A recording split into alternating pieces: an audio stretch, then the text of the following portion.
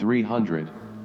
A short story and work of historical fiction of the Battle of Thermopylae, and the final stand of the legendary 300 Spartan rearguard against the star-crossed would-be ruler Xerxes of Persia. Any similarity to living figures is coincidence, as this is a work of fiction taking its cues from ancient history of the legendary battle. It was now dawn. The rosy tendrils of the sun's early light spread over the landscape. The canyon in which they took shelter remained still in darkness, cold stone a constant companion through the night. A few soldiers were stirring, but most were still awake. The battle the day before still flashing across their collective minds. With first light as if by reaction, each man who had been lost in thought now set his eyes on the horizon. How many more sunrises would they see? The answer was one. Maybe two. No more.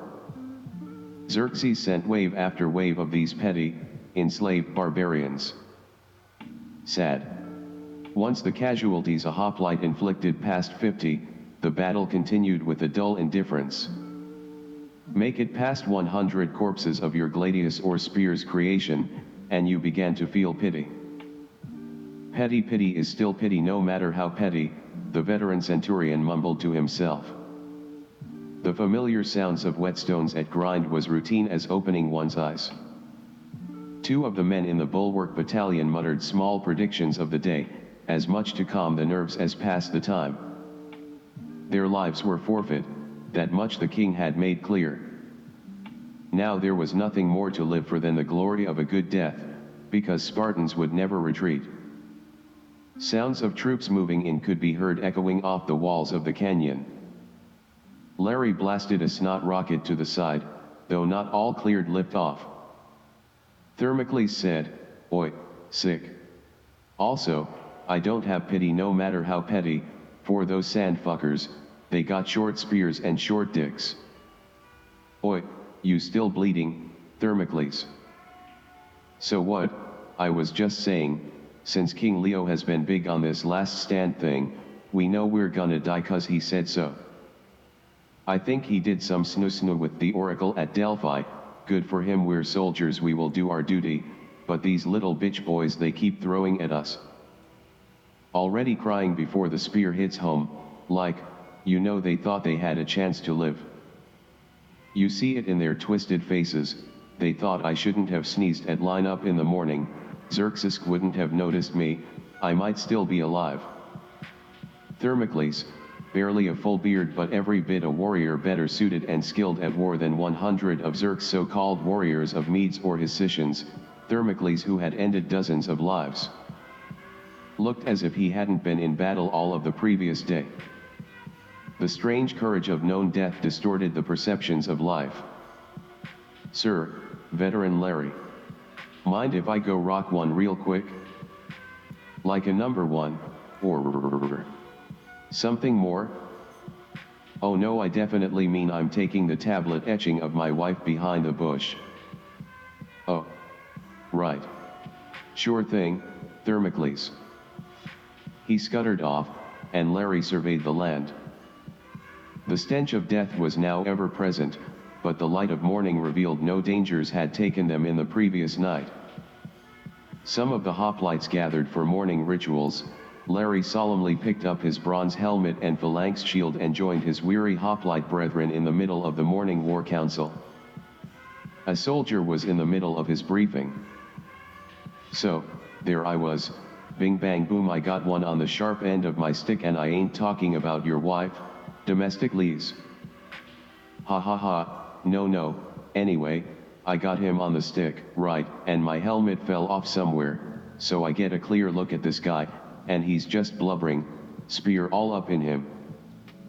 I mean, this dumb kid was probs like 15, had one of them shitty thin pubes mustaches, and so's I got this rat on the end of the stick." "More like a mouse on stick than a rat," another soldier chimed in. "Or a vole," a Theban lieutenant added. "Or a gerbil," a Mycenaean foot soldier suggested. "Or a lemming," a Phaeacian petty officer loosely intoned. "Or a northern short-tailed shrew," a city-state conscript supply convoy analyst from the suburbs of Arcadia pontificated offhandedly. Shut up, shut up, shut up, let me finish my ding-dang story. So I have the kid on the stick, and I swear I see him mouthing the words mummy, mummy, and I gave the spear a twist and I got at least a solid 8.5 on the twisted face scale. Another hoplite strapped his bronze helmet on. That's a pretty good score. But I got one of them on the ground saying he was actually an undercover prince of a neighboring nation right before my spear twist, and that was an easy 9 on the twisted face scale. He looked like a completely different guy after I did the twist and screamed, Wu-Tang. There was a chittering sound behind them, and this disfigured shepherd's son, some club-footed skid named Ephelatius, was rubbing his hands together and limping around, glaring at everyone with a sneering grin for no apparent reason. What a creep, these fucking upcountry degenerates. I can't believe we gotta die in this fucking traitor's tourist trap, just so sheep fuckers like that don't have to join the black hole of Zerksburg's slave army. Larry coughed loudly, and Thermocles rejoined them.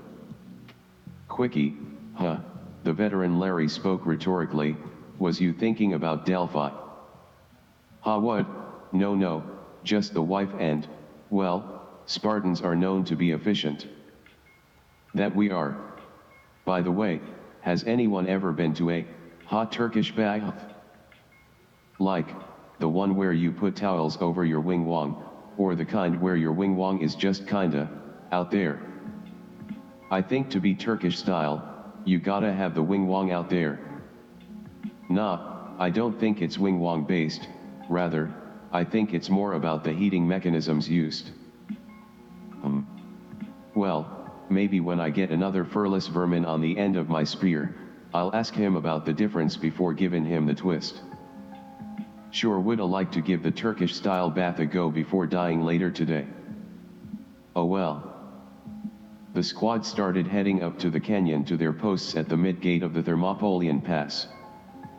King Leonidas was already fighting, future cadavers piling, and dying on by the bunches from side Persia, but it looked like some of the troops were kind of hungover. So the forces of Greece started to give a little ground and die, as well. The Persian ruler Xerxes scowled in the distance, but he was kind of distracted while he Snapchatted that battle. Oceaniakes. Looks like we're already knee-deep in the shit, huh? But I just freshly oiled my sandals. I don't want to get shit on them. The men laughed, and made their way up to join the rotation for the front lines. King Leonidas was right near the front, barking orders and trying to get his guys to stop dying. But they hit the sauce pretty hard after a big blowout win against the opponent's team last Friday night. Come on, let's go boys. Clear eyes, full hearts, can't lose. The JV troops entered the battle. Oi, hey King Al, heck of a morning. They already on about it then? You cockwipes is late, come on, you should be on shift. Useless lepers. I can't believe y'all were the best dads the PTA could give me. Get over here and tap in, now. Let Fernicles and Bernicles and Mikey and Jimmy grab a timeout, and a dang sandwich brekkie. Okay, no reason to get your jock strap in a twist, King Al, we'll fight good, promise. Yeah, I know, sorry for yelling boys, but they're sending the immortals at us today, and they're just like, well, they're not immortal, but they're causing a lot of problems. King Leo got stabbed in the calf. Oh, what? He turned around to the immortal who must have been playing too many video games last night. And wasn't really aiming so much as he was button mashing like a pleb Marth in Smash. Leonidas turned, and looked indignant. Oi, the fucking calf? You serious? What a wanker you are. I bet the best part of you slid down your mama's inner thigh the night your sorry ass was conceived after too much Dornish wine and a GOT marathon. and then Leonidas stabbed him in the neck. The JV troops cheered. "Oh, you'll have a mark, boss. But he's worse off, you've killed him twice over." The JV troops moved up as the front line tapped out and they had a go. "Long day ahead, boys." King Leonidas cried out, "But I'll tell you like I told them. Ahem, this is the brief and convenient alliance of threatened Grecian Citiaenees." The soldier-men swooned at Leonidas's actually accurate representation of a mixture of allied nations. Since it was factually a city-state-based effort of something like 7,000 regional soldiers originally and now 2,000 dudes at the line, and only 300 of them were Spartans really. And that kind of inclusive recognition is super important in modern PC political culture where you want folks to feel involved. You go King Lelio. Hot stuff. He had a short sword in each hand, and Immortal lunged a dagger which, no shit, Leonidas caught in his teeth mid-swing just to show off and look cool. The men cheered. Thermocles added in, "Oi, Boss L, you trying to look like that Zorro fella from One Piece?" Leonidas shoved both his short swords to say hello to the guts of the masked now dead man over and over. "Not so, stab, Immortal, stab, now, stab stab, are you, stab."